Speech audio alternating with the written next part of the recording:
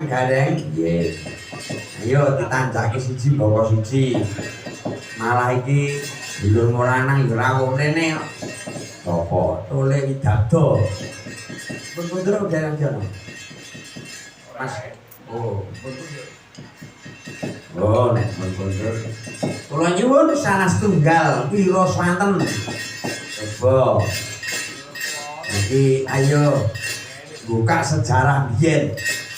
Dandang gula pun tak tiba-tibane nggih kesane kabeh niku nggih eling ya lagu to gending-gending niku kathah kok nuansane garape cara kulon cara wetan cara tengah jangan lupa kita sebagai penganut agama Islam kita harus juga bersama-sama digarap dengan nuansanya Islam ngagem bawa rumiyin apa dandang gendis oh dandang gula ayo dibuka kopekane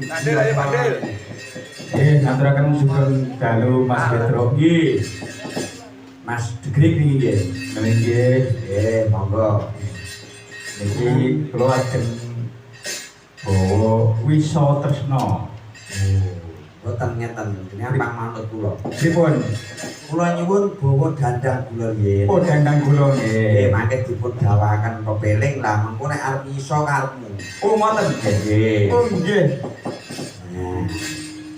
lalu ya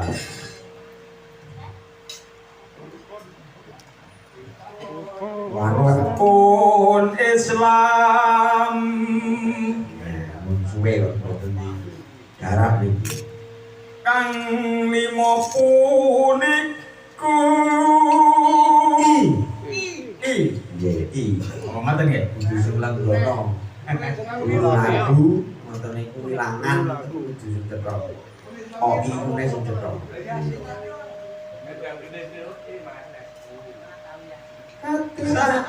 katindakno mring prosasoma suarane yo saya makan ya Kang yo oh cara putut iki putut dasteran ya ojo padha ditinggalke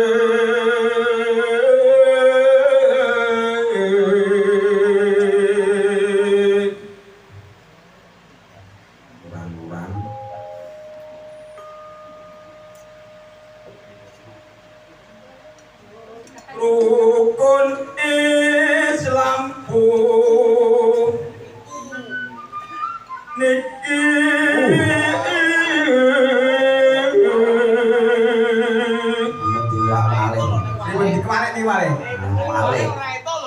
oh ngoten oke puniku nggih oleh ditani audien sahadat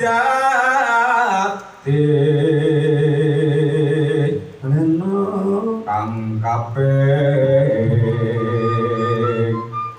siji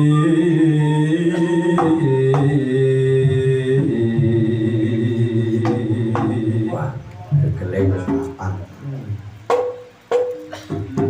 kang angka loro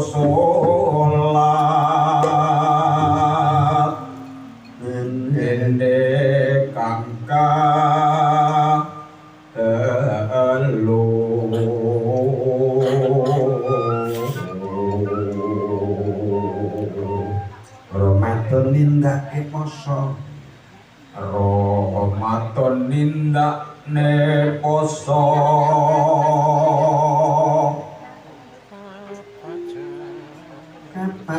kapat zakat ping 5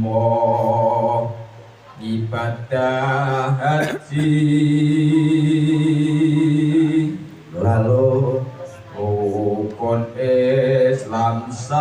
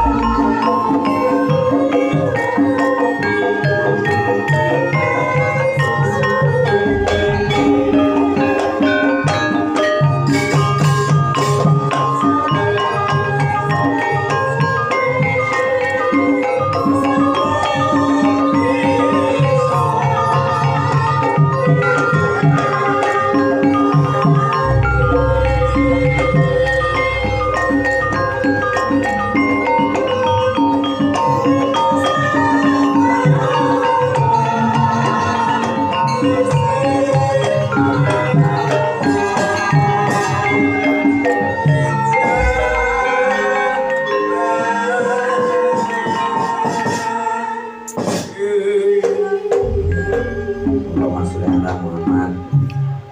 Ngeten iki. Iki wis iso manggonke rasa kang galen iya. Gending utawa lagu iki pirang-pirang ning yo aja nemen-nemen cara wong aku aja banter-banter. Dadi rasane kuwi eling karo sing gawe urip iki bagus. Mergo kowe ngerti ora? Aku saiki anggen nganggo kethu ngene iki wayahe magrib ya magrib. Wayahe asar ya asar. Salat timang wektu kuwi ya sak gaduk-gadukku insyaallah ya tak lakoni mergo aku karo sing pengendang ki lak sehati. Yo tak akoni yo tau urip ki paribasane nalisir toko kleru ki uga. Ning gandeng yo rumangsa dhek iki wis metepung. Subuh esuk kae bar lari-lari ki subuhan terus lari-lari. Nah, aku terus eling. Urip kuwi paribasane ning donya ki mung kari pirang dina, pirang sasi, pirang taun. Ora kepara tambah ning kelong ngono terus. Ya muga-muga wae kabeh ngono bisa diberkahi. Ya. Ayo. Mumpung Mbak Lala tesih. Kuwi ora jamu godhong pring. Apa kuwi? Kuwi ora ketemu pisan marahe ning ati. Piye iki? Lala. Ye jamu. Oh saiki kok wanteng men iki apa? Kula niku sabloke ngeten iki nggih ha. Mas aku kyayine jenengan iki ora ngono. Nggih, ngoten nggih. Saiki nek alus tenan. Ya ora ana mundake anu Mbak kaya aku iku. Anane ngene iki Mbak. Nggih, sami mawon. Iya pancen krenggono Mbak ya kaya aku ki seneng seni ning ora pendidikan mung autodidak dadi ya entuk nggo sithik iki tak kandrongi ngono paribadan. Ning ya sing penting kabeh iso guyub rukun ngaten nggih Dik Lala nggih. Nggih, Pak Jalan. Monggo kula caosi kamardikan panjenengan dereng wonten pamundhut menika menggahipun para lenggah menika sumados damel regenging swasana napa ya. Oh iya Dik Lala. Iki anu nggih.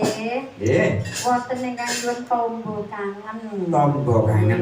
Kemudian iki kali Mbak Ina kayaknya yo timbang entuk yo aja. Ya diaturke mumpung si ana wektu. Tombo kangen. Tombo kangen. Ya. Iki genduk Jesi. Jesi. Kan? Nah, iya kianten kok saya esuk kok saya ayu nih. Mulane iki aku nyambut gawe iki rada tak kendhoni. Ono sing joget aku tak sing ngombe wedang bubuk. Oh iya.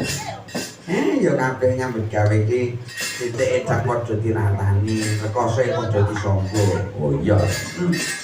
Monggo Mbak Lalang pinarengan kaliyan kanca Dik Jesi kalian Mbak Inar. Oh iya. Wonten ingkang ngersakaken tombo kangen kang gareng. Oh iya, diaturke. Ayo. Mumpung Bagong ngrungono kene.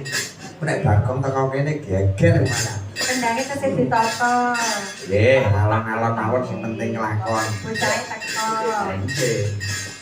Anak kula nang wis nawuh. Nggih. Saya lintas provinsi kok. Lintas provinsi dan pandange yo apik, sabete wayang yo apik. Sing penting kelakuane aja kaya bapakmu. Pokoke kelakuane becik. Oh ya. Ayo diaturake dijomplang iki disigun.